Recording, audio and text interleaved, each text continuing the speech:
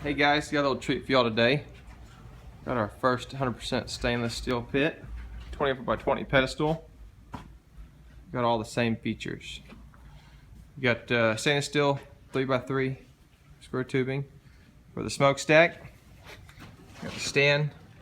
Got a 2-inch tubing, 1.5 inches for the base there. All stainless.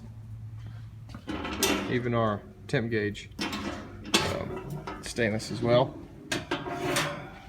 Open up, stainless upper, lower, same features, slide in and out, grills,